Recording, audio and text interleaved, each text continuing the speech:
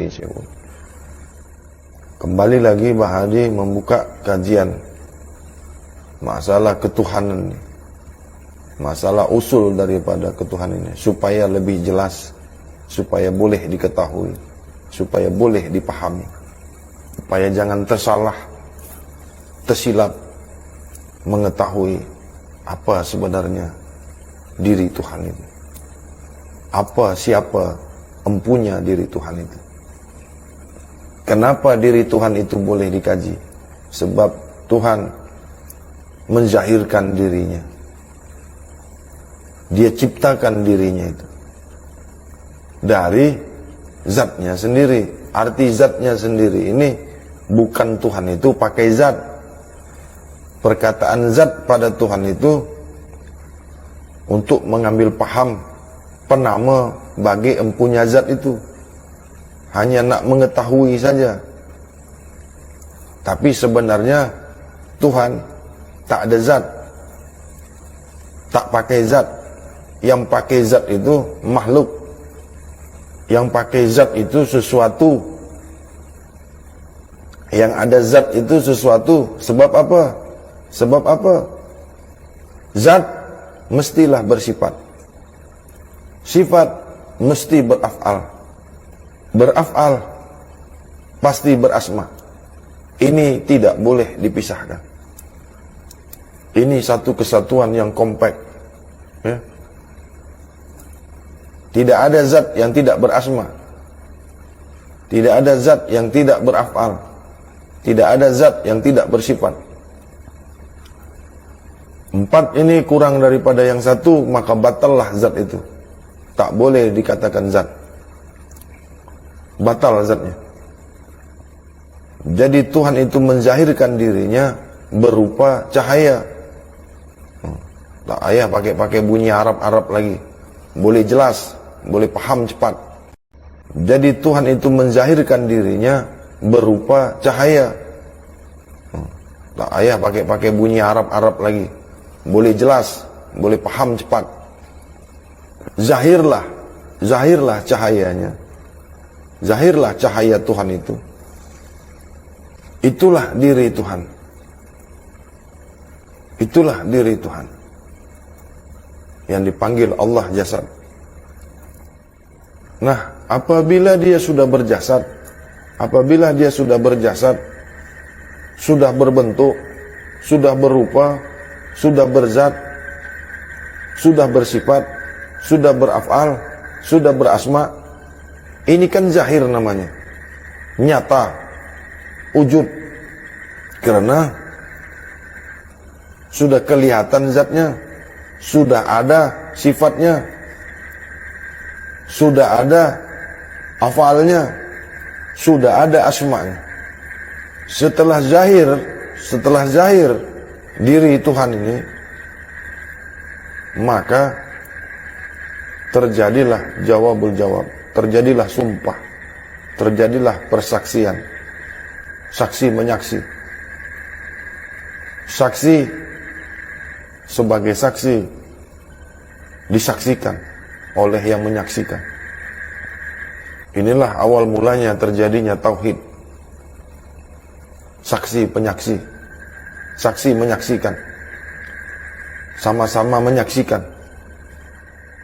Diri zahir, setelah zahir diri Tuhan itu tentu sama yang dizahirkan Tuhan tadi ini. Karena Tuhan itu menzahirkan dirinya dari dirinya sendiri. Sebab waktu itu cuma ada diri Tuhan saja, mana pula dari yang lain. Jadi Nur Muhammad itu dizahirkan dari Nur Tuhan itu sendiri. Kenapa begitu? Kenapa tak ada yang lain? Sebab cuma Tuhan saja yang ada. Apa-apa belum ada. Kan banyak orang tanya, itu Nur Muhammad itu dari apa? Dari Tuhan lah, dari Nur Tuhan lah. Bunyi Melayu, dari cahaya Tuhan lah. Jadi diri zahirnya yang masih berupa cahaya tadi, ya, diberilah jasad, disempurnakanlah jasad Nur Muhammad ini tadi. Disempurnakanlah diri jasad Muhammad ini tadi. Diri Nur Muhammad ini tadi. Supaya boleh dipahami, supaya boleh dikenal, supaya boleh disaksikan, supaya boleh dijumpai, supaya boleh dikenal, supaya boleh berkata-kata, supaya boleh bercakap-cakap. Sebab kalau diri Muhammad ni tidak jahir, macam mana nak mengatur alam ni? Macam mana nak mengetahui alam ni? Alam ni Tuhannya macam mana? Nak mengatur manusia ni macam mana caranya? Kenapa? Kalau Tuhannya Tuhan, kalau Tuhan Rabbul Izzati, Rabb Izzati, itu laisa kamislihi syai'un, tak boleh ditengok, tak boleh diajak bercakap.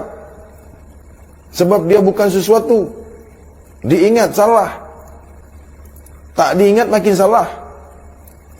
Disembah salah, tak disembah makin salah. Jadi setelah zahir Nur Muhammad ini, yang diciptakan dari nurnya sendiri, nya di sini maksudnya Tuhan. Nur Muhammad zahir dari nur Tuhan. Ini belum ada nama-nama Allah, belum ada. Nah, setelah zahir Nur Muhammad, ya, setelah zahir nurnya sendiri ini tadi, ya, terciptanya Jalal dan Jamal nih, ya, gesekan yang terlalu kuat, saling bersentuhan, dekat tak berantara, jauh tak berjarak, tak bercerai. Zahirlah. Kalau dicakap pecah nanti membelah diri pula, bukan membelah diri, ya. Zahir. Saking kuatnya Jalal dan Jamal ni tadi. Yang satu bagus, yang satu sempurna. Yang satu bagus, yang satu sempurna. Yang satu cantik, yang satu bagus. Dalam kebagusan, dalam kesempurnaan. Jalal dan Jamal ni.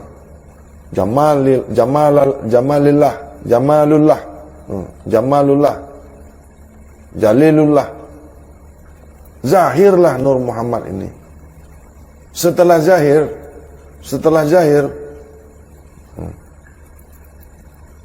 Nur Muhammad ni, yang orang kata bapak sekalian ruh, Abu Basar, Abu Arwah. Kan banyak tu di pengajian-pengajian. Abu Arwah, Adam Abu Basar, banyak kan? Tapi tak putus. Tergantung-gantung orang. Cerita ni banyak tak putus.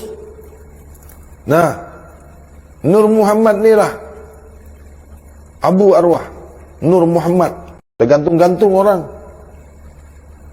Cerita ni banyak tak putus.